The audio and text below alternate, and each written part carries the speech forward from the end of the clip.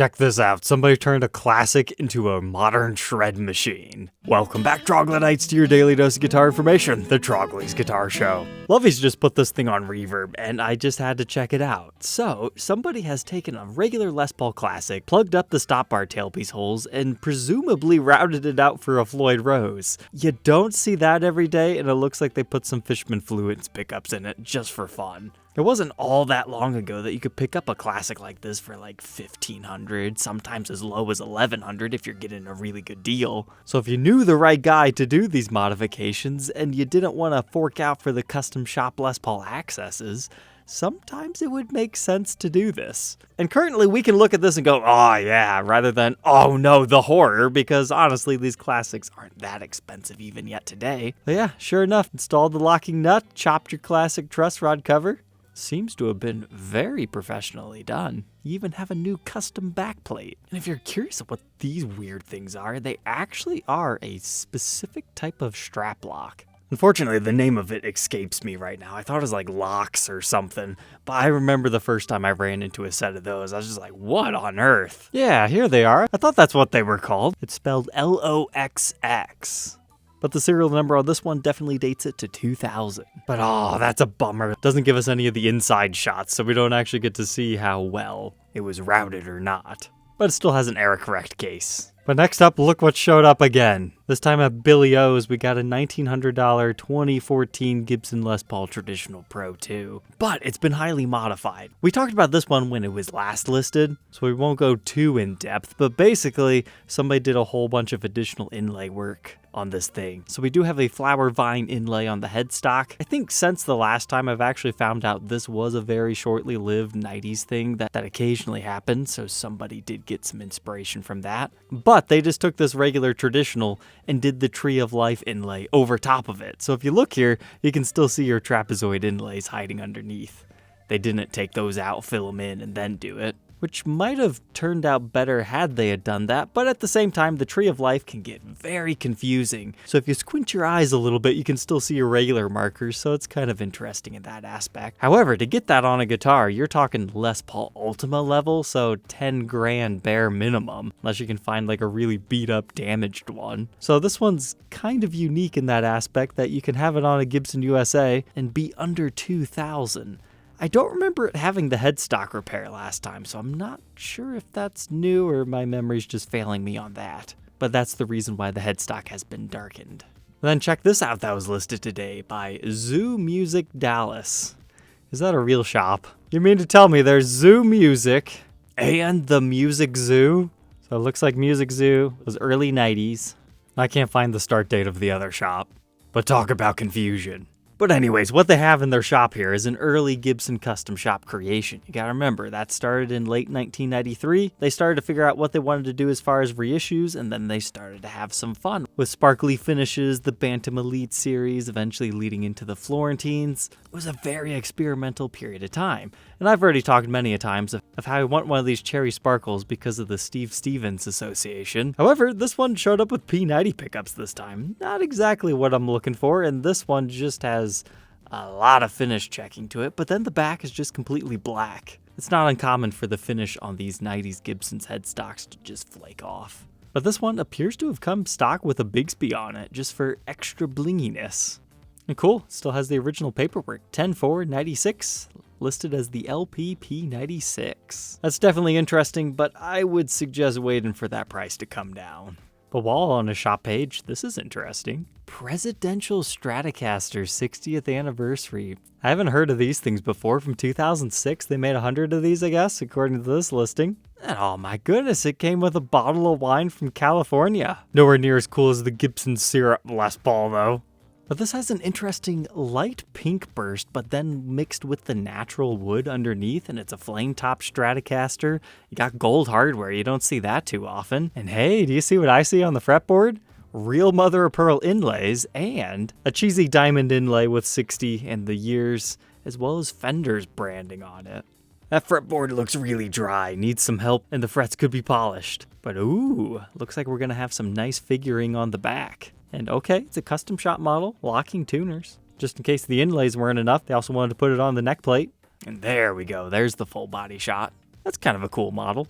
But hey, would you look at this, outside of the mod collection? I was telling you guys how it's probably likely that there was a small made-to-measure batch of these, and that's how they ended up in those places, because they did not appear to be refinishes anymore. But unfortunately, we've only got one photo here. However, it's listed by Gear Nuts in Columbia City, Indiana. Which, if you don't know, that's actually Sweetwater selling on Reverb. So yeah, sure enough, here they are. And apparently that's all that they're going to do. It looks like this is the one that's listed because for some reason they have the brass showing on the tailpiece. Okay. But I just wanted to see some more photos of the regular ones. Cool. The more we know. Now I wanted to click on this because a Les Paul KM for $3,800 is not too bad. So bridge and tailpiece look okay. The discoloration of the bridge pickup ring, sometimes that happens. It's kind of a weird anomaly thing. However, we've got the double cream pickups, and that's what's most important to the value of the KM. But, why would you do that? Why would you scratch out the KM part of that? That probably happened before these became slightly collectible, and somebody just wanted it to read Les Paul. But we do still have the original mother of pearl inlays. Looks like somebody put the Dunlop strap locks on it. We've got some sort of a waxy buildup around our frets on the fretboard. Good, we've got the T's, so that is indeed the original T-tops there. Again, just that set of pickups spare. You could probably get $1,200 for them. Then the back, it's scratched up a bit, but overall it doesn't seem to be in too bad of shape. And the weight is about what you expect on one of those. Truss rod appears to be okay, but just because it looks good doesn't mean it is. Always test. And nice. Super untouched cavity. I like that. And you get the chainsaw case. So basically the worst thing is what he talks about here, and you could technically replace that. I'd say throw that guy an offer. That's a fair price. But then there was an XR3. The extended range series is interesting. I do want the XR1, 2, and 3 in my collection. And we've reviewed some of these in the past if you want to look up the videos. Unfortunately, this one doesn't line up for me price and or condition wise. But the best way to think of these is basically the Studio series right before the Studio came out in '83. Except for the XR2, that thing's just its own weird freaky thing, but I love it.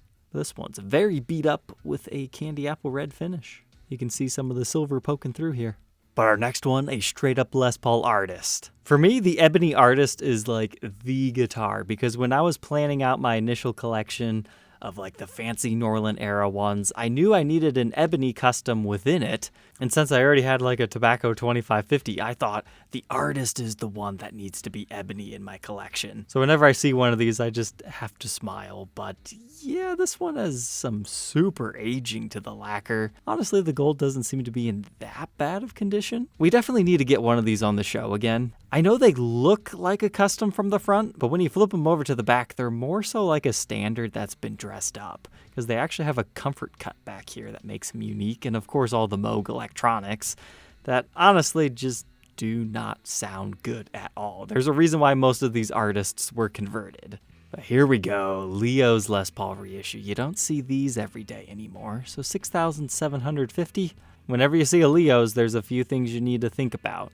Is it Kalamazoo built or is it Nashville? Because that makes a lot of difference as to how you're going to evaluate it. Next, you need to evaluate the top. Is it a good one, a bad one? I would say this one's very cherry. It's in your face with that. But as far as the top goes, I like it. It's got character. It's maybe not the most uniform top that we've ever seen, but it's different. We've got our ABR1 bridge. It looks like the original knobs. I would want to verify those pickups. But it's definitely been used. It's got scratches, nicks and dings, a really dark rosewood fretboard on that one. And we've got replaced tuners, locking in style, LI for Leo's music. Number 451, looks like some mild trauma back here, but no necessarily breaks, cracks, or repairs. Yeah, I definitely agree with the shop calling it fair condition. It's been pretty worn. Somebody's replaced our strap buttons on it. A little bit of wear through to the wood. Oh, come on. You didn't give us the most important photo. So to tell a Leo's Les Paul reissue, you need to take this back cover off. If you have a serial number stamped in the ledge in here, that's how you know it's a KZ made one and they are more sought after. However, with a late serial like that, it's probably Nashville made. But to round out tonight's episode, here's one from Chicago Music Exchange. So straight up Les Paul custom, but this time in factory first quality super sparkly orange. I dig it, however, The fact that that pickguard does not fit those pickup rings kind of bugs me on a brand new guitar. I think I'd contact Gibson under warranty to see if they would replace that with a slightly better fitting one, because everything else about that, the orange and the black, Halloween time coming up, they even opted to do the sparkly finish on the back as well. However, I think a nice natural color would have looked great too. Sparkle orange, probably one of the nicer sparkly finishes. Alright, Troglodytes, I hope you enjoyed. Do not forget to like, comment, and subscribe, and we'll catch you tomorrow on the next one. Take care.